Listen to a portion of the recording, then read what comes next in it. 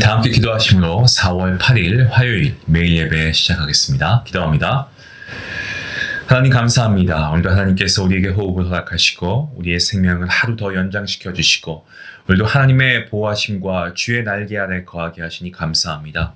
하나님, 오늘도 우리에게 부어주신 은혜를 우리가 감사하며 기도하며 먼저 나아갑니다. 요셉이 그가 환난 중에 있었을 때에도 하나님이 함께 하심으로 형통했던 것처럼 우리의 형통도 세상이 생각하는 어떤 평안함과 편리함이 아니라 우리의 상황 가운데서도 우리가 말씀으로 승리케 하는 이 형통케 함이 우리 성도들 삶에 충만케 허락하여 주시옵소서. 아버지, 오늘도 말씀을 통하여 지치고 낭망하고 쓰러져 있는 우리의 성도들 가운데 하나님께서 힘과 능력을 더하여 주시고, 아버지, 우리가 정말 주님을 바라고 소망할 때 말씀을 통하여 새 힘을 얻게 하여 주시옵소서. 오늘도 우리의 힘과 능력 되시는 우리 주 예수 그리스도의 이름으로 감사하며 기도하옵나이다. 아멘. 찬송가 337장 함께 하시겠습니다.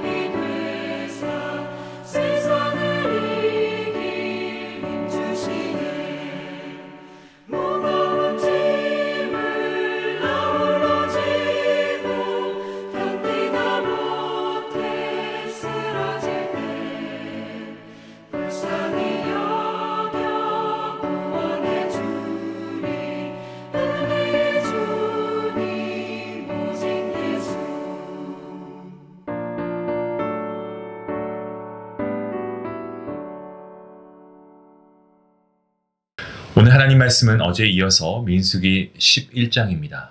10절부터 23절까지의 말씀, 우리 같이 함께 말씀을 읽도록 하겠습니다. 백성의 온 종족들이 각기 자기 장막문에서 우는 것을 모세가 들으니라. 이러므로 여호와의 진노가 심히 크고 모세도 기뻐하지 아니하여 모세가 여호와께 여짜오되 어찌하여 주께서 종을 괴롭게 하시나이까? 어찌하여 내게 주의 목전에서 은혜를 입게 아니하시고 이 모든 백성을 내게 맡기사 내가 그 짐을 지게 하시나이까? 이 모든 백성을 내가 배웠나이까? 내가 그들을 낳았나이까? 어찌 주께서 내게 양육하는 아버지가 젖먹는 아이를 품듯 그들을 품에 품고 주께서 그들의 열조에게 맹세하신 땅으로 가라 하시나이까? 이 모든 백성에게 줄 고기를 내가 어디서 얻으리이까? 그들이 나를 향하여 울며 이르되 우리에게 고기를 주어 먹게 하라 하온즉 책임이 심히 중하여 나 혼자는 이 모든 백성을 감당할 수 없나이다. 주께서 내게 이같이 행하실진대 구하옵나니 내게 은혜를 베푸사 즉시 나를 죽여 내가 고난당함을 내가 보지 않게 하옵소서. 여호와께서 모세에게 이르시되 이스라엘 노인 중에 내가 알기로 백성의 장로와 지도자가 될 만한 자 70명을 모아 내게 데리고 와 회막에 이르러 거기서 너와 함께 서게 하라. 내가 강림하여 거기서 너와 말하고 내게 임한 영을 그들에게도 임하게 하리니 그들이 너와 함께 백성의 짐을 담당하고 너 혼자 담당하지 아니하니라.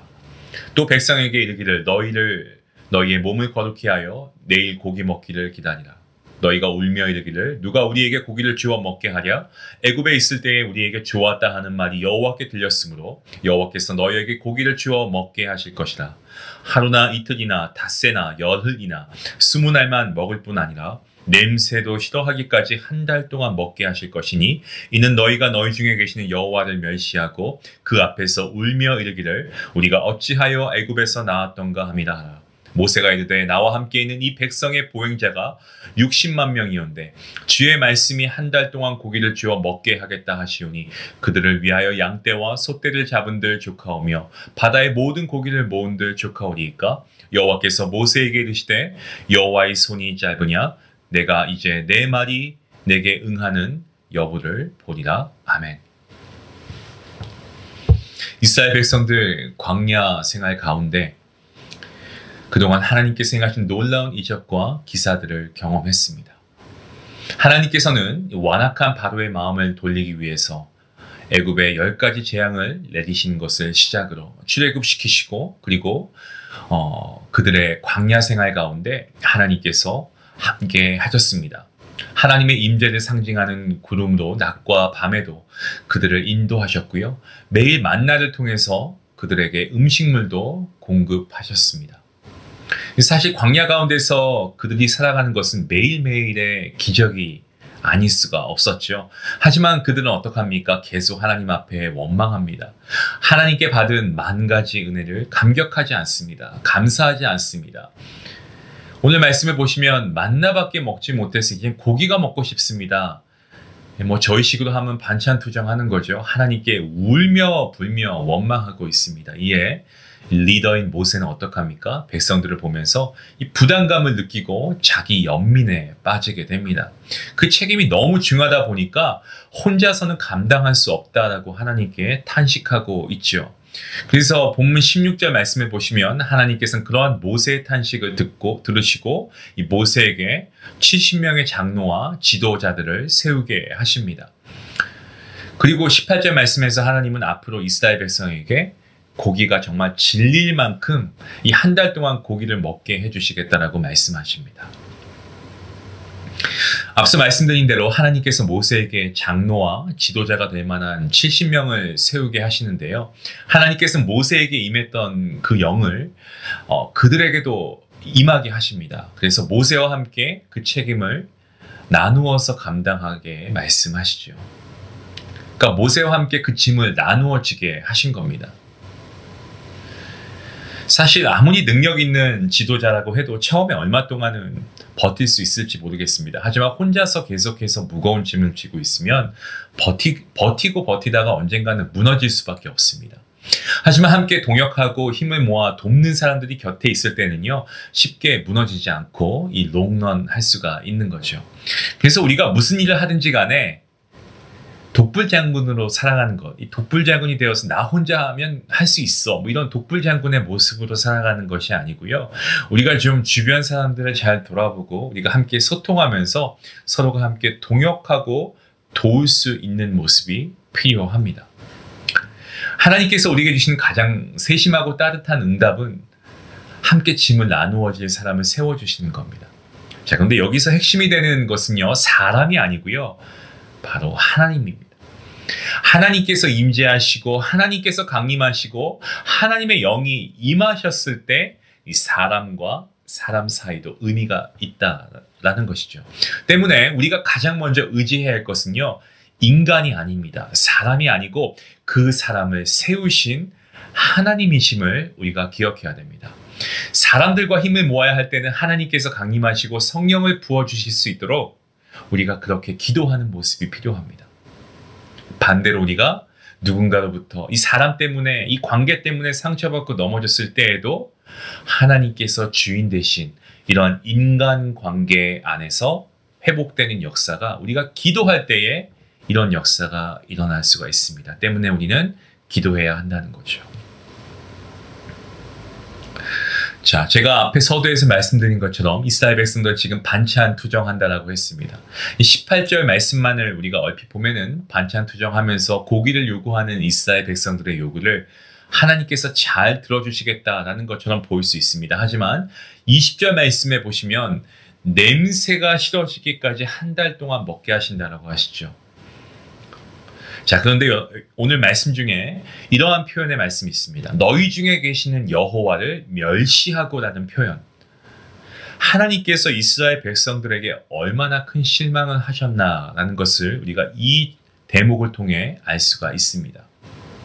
실제로 오늘 본문은 아니지만 뒤에 33절과 34절 말씀을 보시면 끔찍한 질병을 통해 그들을 향한 하나님의 징계가 나타납니다. 우리와 마찬가지로 또 이스라엘 백성들도 그렇고요. 또 이스라엘 백성과 같이 우리도 참으로 연약한 인간의 모습입니다.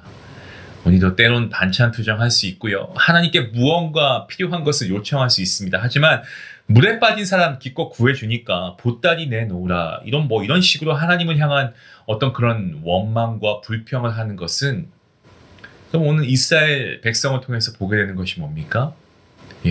안 좋은 결과를 초래할 수 있다는 거죠. 그들의 고충을 좀 더 차분하고 지혜롭게 이 모세를 통해 잘 이야기하는 게 훨씬 좋은 결과를 낳았을 것으로 보여집니다. 지금 저와 여러분의 삶 가운데서도 하나님께서 우리의 모든 문제들을 다 아십니다. 하지만 그렇다고 해서 무조건 응답해 주셔야만 하나님이 살아계신 하나님이고, 내가 기도하는데 응답이 없으면 그렇지 않다라고 생각하는 것은요, 우리가 이것은 마치 하나님께서 우리에게 뭔가 큰 잘못이라도 하신 것처럼 우리가 오해하는 그러한 결과를 초래할 수 있습니다. 중요한 것은 우리의 필요와 우리의 요구에만 하나님께서 맞춰주시기를 바라는 것이 아니고, 우리가 먼저 하나님의 필요와 요구에, 하나님의 뜻에 우리가 귀를 기울이고 하나님께 응답함으로 나아갈 수 있어야 되겠죠. 때로 우리의 계획과 방법대로 일이 이루어지지 않을 수 있습니다. 하지만 그렇다고 해도 그 상황은 우리가 믿음으로 잘 받아들일 수 있는 그러한 믿음을 우리가 하나님께 구해야 하는 것이 옳습니다. 이스라엘 백성들에게 한 달 동안 정말 질리게 끈 고기를 먹이시겠다라는 하나님의 말씀에 모세는 한 가지 반론을 제기합니다. 어떠한 반론입니까? 양떼와 소떼를 잡은들 족하며 바다의 모든 고기를 다 잡아 모은들 족하겠습니까? 라고 하나님께 반론을 제기합니다. 사실 모세의 이러한 반응은요, 당시의 상식과 어떤 현실적인 상황에 어떻게 보면 굉장히 충실한 반론이라고 할 수 있습니다.